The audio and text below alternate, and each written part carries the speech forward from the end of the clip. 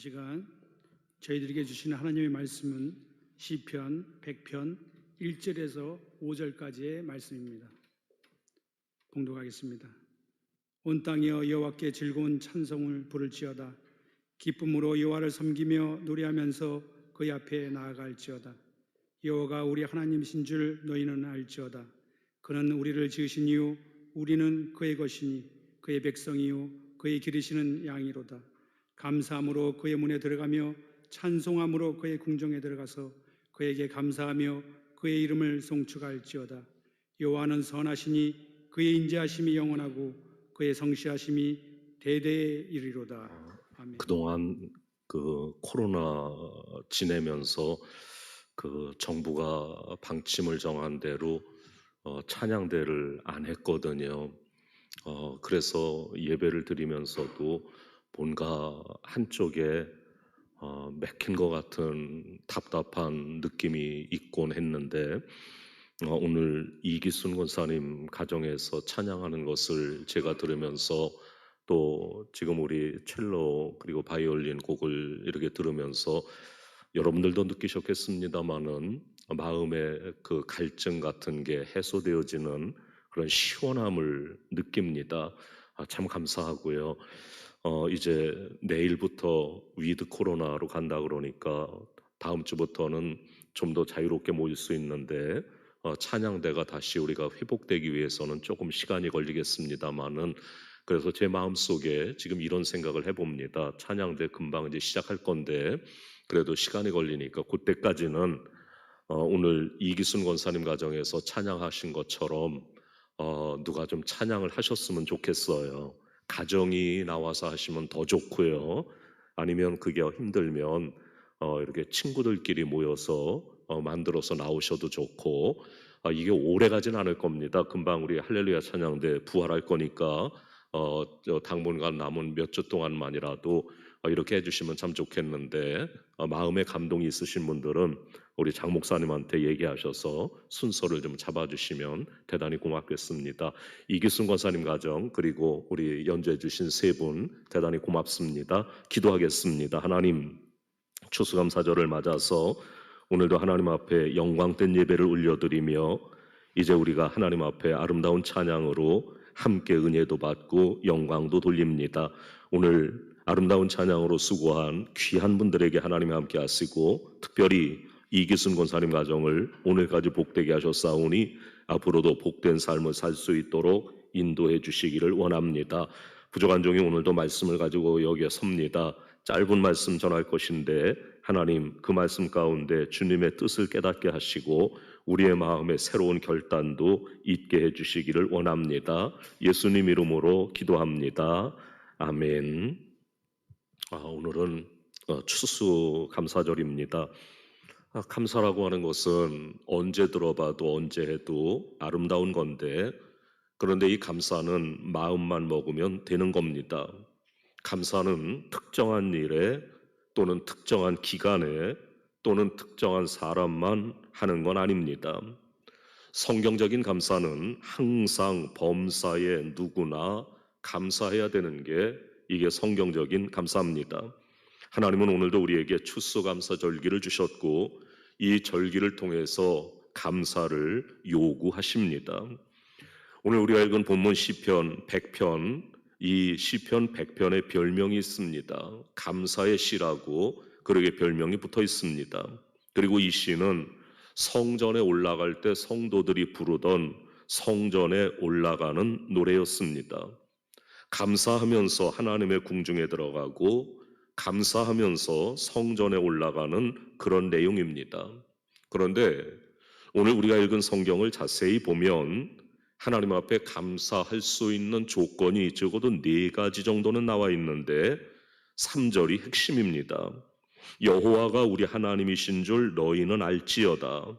그는 우리를 지으시니요 우리는 그의 것이니 그의 백성이요 그의 기르시는 양이로다. 3절 한 절에 그라는 말이 4번이 반복됩니다. 그는 우리를 지으시니요 그의 것이니 그의 백성이요 그의 기르시는 양이로다. 이게 하나님 앞에 드리는 감사의 제목이 되어진다는 겁니다. 첫째는 그는 우리를 지으시니요. 하나님은 우리를 지으신 분입니다. 하나님은 우리를 창조하신 분이라고 하는 그러한 고백입니다. 따라서 우리를 창조해 주신, 나를 지으신, 나를 만드신 하나님 앞에 감사해야 됩니다. 오늘 내가 이 자리에서 하나님 앞에 예배를 드릴 수 있는 것은 하나님이 나를 만들어 주셨기 때문에 이 자리에 있게 된 겁니다. 이걸 감사하자는 겁니다. 여러분 너무 잘 아시는 그 옛날 대만의 장제스라고, 우리에게는 장개석이란 이름으로 더 많이 알려졌습니다마는, 이 장개석 총통은요, 자기 생일날 생일 파티를 한 번도 한 적이 없답니다. 이 장개석 총통은 생일이 되면 늘 이렇게 말하면서 금식을 했답니다. 물까지도 마시지 않았다고 전해집니다. 이런 말입니다. 내 생일은 내가 이 세상에 온 날이다.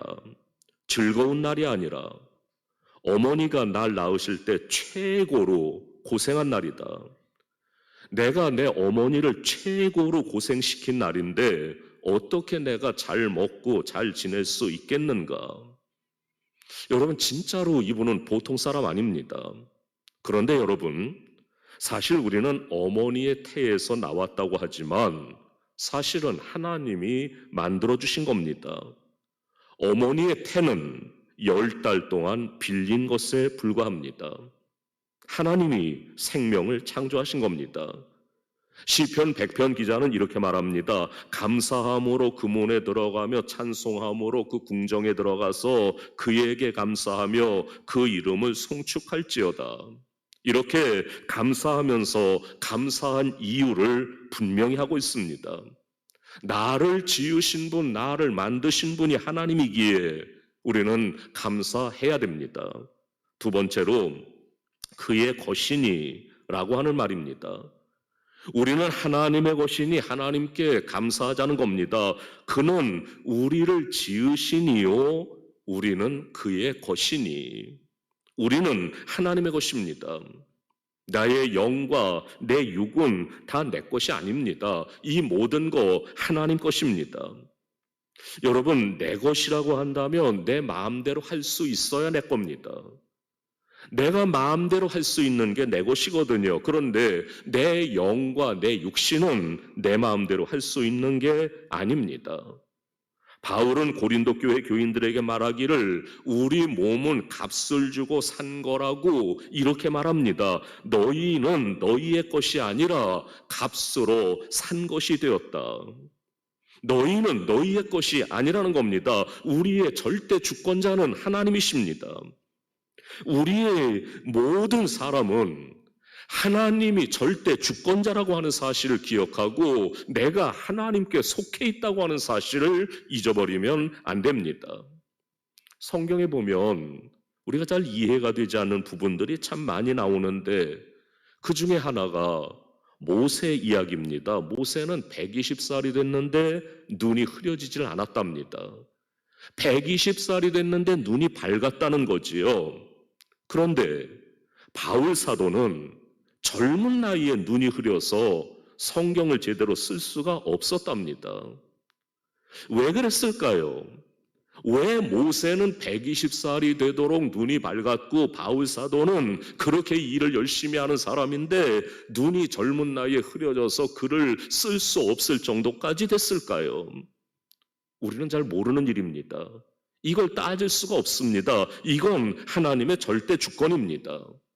여러분, 우리는 절대적으로 하나님의 주권 가운데 살고 있기 때문에 하나님 앞에 감사해야 됩니다. 세 번째는 그의 백성이요 라고 말합니다. 우리는 그분의 백성이기 때문에 감사해야 한다는 겁니다. 사람이 어느 나라의 국민인가 하는 것은 매우 중요합니다. 어느 나라의 백성인가 하는 것은 대단히 중요합니다. 저는 제가 텔레비전 프로그램 가운데 그 이제 만나러 갑니다를 잘 보거든요. 그거 보면서 아하, 이렇구나, 그런 생각을 많이 하는데 거기에 나온 어떤 분의 이야기입니다. 평생 비행기 한번 타기 힘든 북한에서 탈북을 하고 이제 남한에서 정착해 살고 있다가 외국에 나갈 일이 생겨가지고 그래서 여권을 발급받았답니다. 이 여권을 발급받고 당당하게 그 여권을 보니까 너무 감격해서 떨리더랍니다.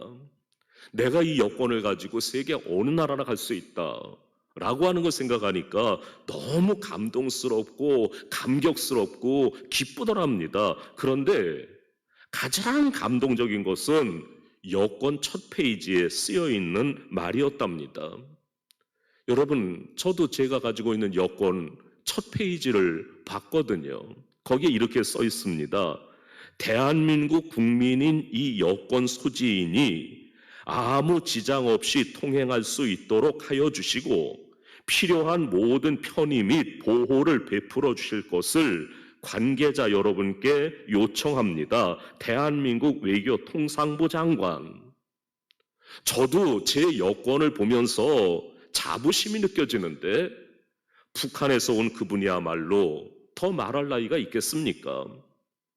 여러분, 어느 나라의 국민인가, 어느 나라의 백성인가 하는 것은 대단히 중요한 겁니다. 우리는 하나님 나라의 백성입니다. 하나님의 백성이란 말입니다.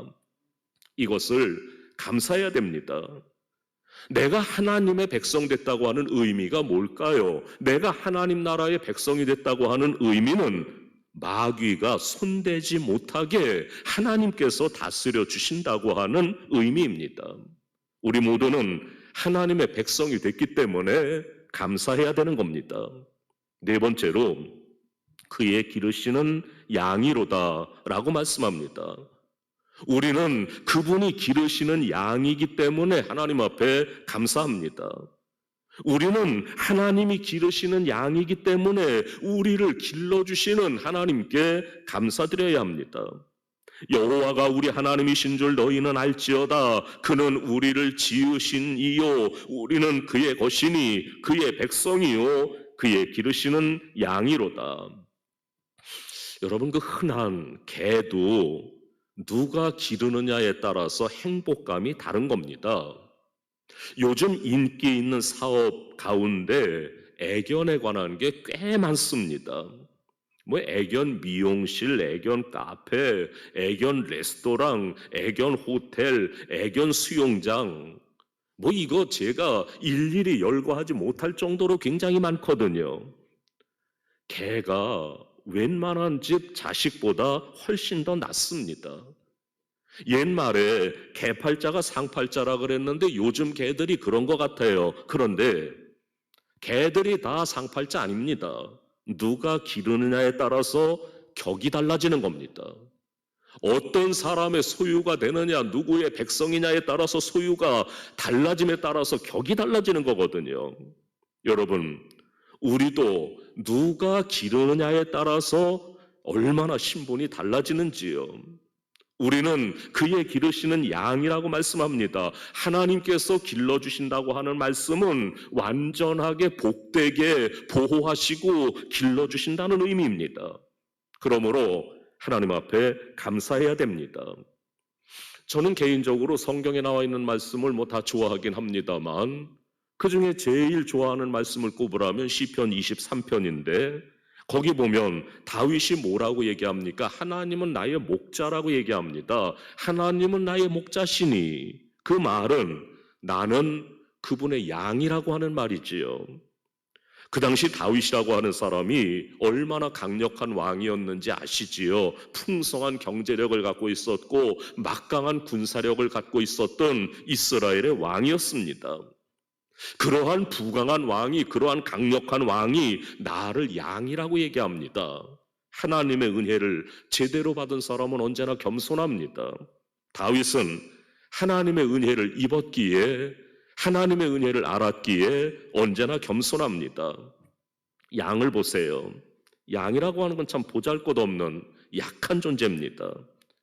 양은 대단한 근실합니다. 멀리 내다보지를 못한답니다. 그저 단지 눈앞에 있는 것만 보고 다른 것은 보질 못하는 거죠. 그래서 스스로 시냇물을 찾는다든지 길을 잃었을 때 우리를 찾아올 수가 없답니다. 양은 철저한 무방비 상태의 동물입니다. 동물들은 대개 약한 동물일수록 적들로부터 자기를 방어하는 수단을 가지고 있습니다. 예를 들면 스컹크 같은 건 조그마한 놈인데, 약한 놈인데, 그런데 위기가 닥쳤을 땐 방귀를 낀대잖아요. 그래서 자신을 보호합니다. 사슴도 약합니다. 그런데 다리가 튼튼합니다. 도망을 잘 갑니다. 카멜레온 보호색이 있어서 자신을 잘 숨길 수가 있습니다. 그런데 양은 약한데도 불구하고 전혀 자기를 보호하는, 자기를 방어하는 그런 능력이 없다는 겁니다. 방어 무기가 없습니다. 전혀 무방비 상태의 존재가 양입니다. 양은 방향 감각도 없습니다. 우리나라에서도 뭐 옛날에 진도에서 진돗개 한 마리를 어디 가서 잊어버렸는데 지가 찾아왔대잖아요. 미국에서도요, 어떤 사람이 고양이를 자루에 넣어가지고 30리 밖에다가 버렸답니다. 그런데 집에 와보니까 그 고양이가 먼저 와 있더래요. 고양이나 개 같은 그러한 짐승들은 예민한 방향 감각을 갖고 있는 겁니다. 그런데 양한테는 그런 것도 없답니다. 양은 왔던 길도 못 찾는 우매한 동물입니다. 양은 어리석은 동물입니다. 힘이 없으면 지혜라도 있거나 머리라도 좋아야 할 텐데, 그래야 살아남을 텐데, 양은 다른 동물들과 비교해도 IQ가 제일 낮은 동물이 양이랍니다. 거기다가 양은 겁이 많습니다. 사소한 소리에도 놀라서 도망을 갑니다. 양 한 마리가 뛰게 되면 다른 양들은, 뒤에 쫓아오는 양들은 왜 뛰는지 영문도 모르고 따라 뛴답니다. 얼마나 바보 같은지 양들이 지나가는 길에 막대기 같은 이런 장애물을 만들어 놓으면 막대기를 뛰어넘잖아요. 그럼 뒤에 따라오는 양이 앞에 가는 양을 보고 또 똑같이 그대로 따라서 펄쩍 뛰어넘는답니다. 그런데 재밌는 건 그 막대기 장애물을 치워버려도 따라오는 양들이 영문을 모르고 그저 펄쩍펄쩍 뛰어넘는답니다. 여러분, 오늘 우리가 생각하는 시편 23편에 보면 1절에 다윗은 뭐라고 말합니까? 여호와는 나의 목자시니 나에게 부족함이 없다, 그렇게 말합니다. 양은 목자가 풀이 있는 곳으로 인도해야 합니다. 그러하기에 양은 목자가 없으면 굶어 죽는 겁니다. 그러기에 예수님은 나는 선한 목자다, 내가 선한 목자다, 그렇게 말씀합니다. 예수님은 우리를 인도하시는 목자이시고 우리는 그의 양입니다. 그래서 감사해야 합니다. 나를 보호하시고 나를 길러주시고 나를 지켜주신 그분이 바로 내 목자 되시는 하나님이기에 우리는 감사해야 됩니다. 하나님이 길러주시고 하나님이 보호해 주셔야 제일 안전합니다. 여러분, 남편도 아내도 부모도 자녀도 하나님만큼 안전하지 않습니다. 부모, 내가 얼마나 자식을 지킬 수 있겠어요? 내가 내 아내를, 내 남편을, 내 자식을, 내 부모를 내가 지킬 수 있겠습니까? 여러분들이 여러분들의 자녀를 못 지킵니다. 하나님만이 지켜주신다는 겁니다. 하나님이 지켜주셔야 제일 안전한 겁니다. 우리는 하나님의 양입니다. 그는 우리를 지으시니요 그의 것이니 그의 백성이요 그의 기르시는 양이로다. 우리를 지으셨으니 감사하고 그의 것이니 감사하고 그의 백성이 되었으니 감사하고 그의 양이니 감사해야 됩니다. 힘껏 감사하십시오. 감사할 때에 더 큰 은혜와 축복을 받게 되어집니다.